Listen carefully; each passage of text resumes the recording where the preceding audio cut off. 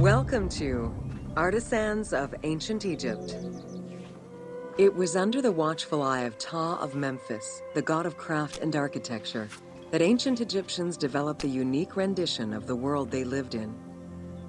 However, it is vital to understand that their view of art, and those who created it, was likely very dissimilar to the modern concept of the word. Instead of artists, the creative culture had skilled and respected artisans. The most significant categories of specialties for crafters were drawing, painting, sculpture, and metalworking.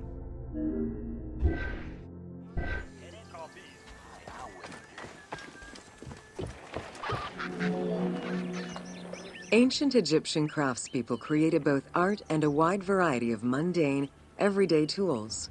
Every item created had a specific purpose and was produced by anonymous artisans who worked alone or with a team. Most crafts, such as pottery and metalworking, were utilized for everyday items. Luxury goods and artwork illustrations served temple rituals and were not meant for public display.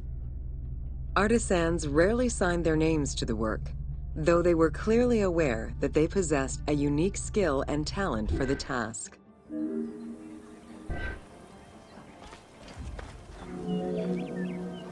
Art, in all its forms, has offered not only a practical insight into the way ancient Egyptians lived, but in how they viewed the world and their place in it.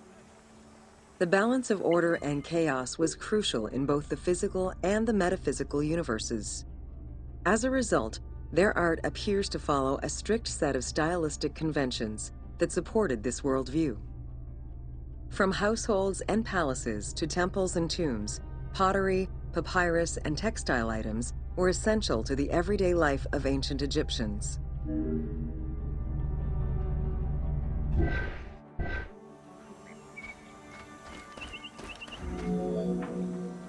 In ancient Egyptian culture, drawing was used as illustration, such as seen in the Book of the Dead. It was also the first step in the creation of a relief, painting, or statue.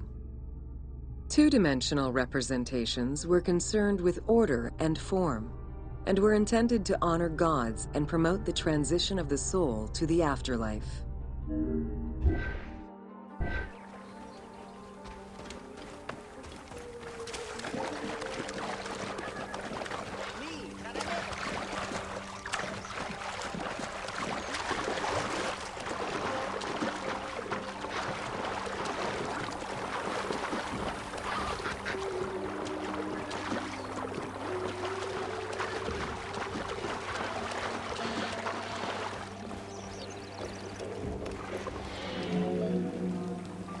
Stylistically, Egyptians were concerned with the depiction of the human form's inner self.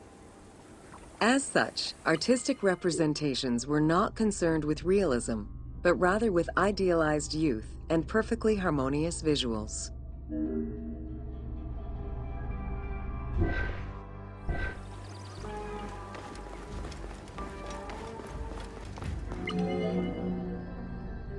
An exception to this were scenes depicting hunting and battle, where the environment and enemies moved in lively, even chaotic ways. Animals and foes were depicted piled up, as if describing chaos, with Egyptians standing in solemn, disciplined poses, bringing order to the scene.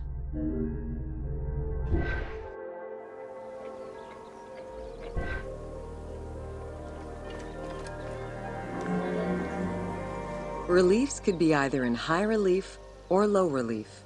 Either method required a surface suited to the desired technique. Preparation of the surfaces differed depending on the quality of the rock. A quarried block only needed a simple smoothing. Rough-cut rock monuments, such as those found in tombs, required more work.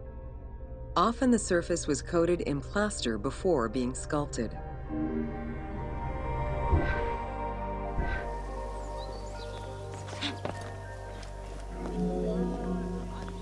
For reliefs, preliminary sketches were drawn in red, then framed with a red grid to position the elements of the scenes.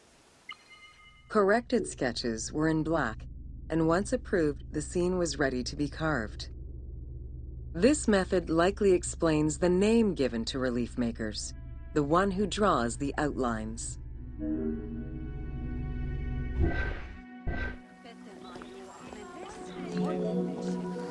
Statues were believed to be vessels for the souls of the deceased, or deities. That is why a sculptor was called the one who makes it live. This divine duty earned them the utmost respect. As with a relief, creation of a sculpture began with a drawing. Most statues were made of quarried blocks of stone, primarily limestone, though sometimes harder stones such as quartzite were also used.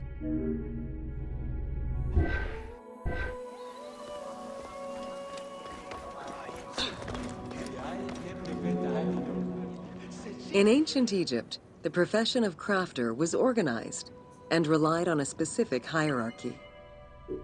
Most artisans depended on an institution to provide them with raw materials. There were 3 working levels for craftsmanship: domestic, large estates, and within palace and temple workshops. Some royal workshops, at their largest, covered an area of about 2.8 square kilometers in size.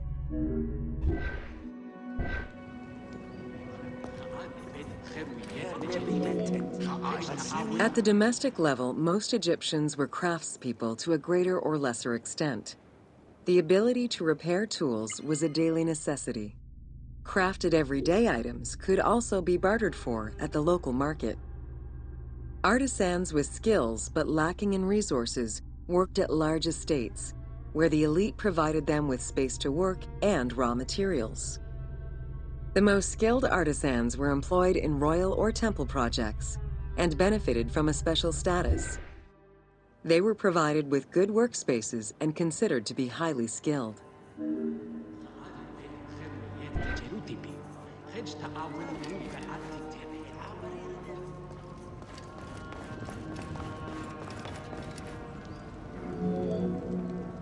An ancient text known as the Satires of Trades has a number of descriptive summaries that offer teasing glimpses into how artisans were perceived. A coppersmith was said to stink and have fingers that resembled crocodile droppings, while potters were said to be like those who lived in bogs. This view was likely exaggerated in order to highlight the most enviable position of all, that of the scribe.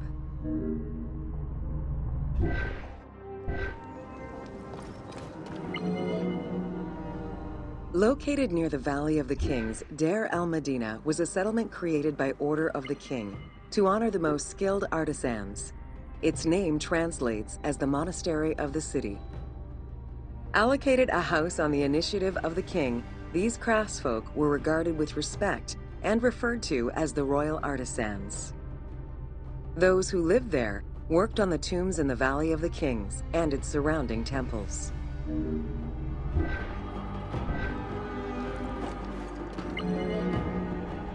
Archaeologists believe the site was home to skilled and respected artisans for over 400 years. It is considered one of the most important discoveries relating to Egyptian daily life. While much of the focus of Egyptian archaeology was on its kings and queens, it wasn't until the excavation of Deir el-Medina that Egyptologists were given a valuable window into the community life of ancient Egyptian artisans.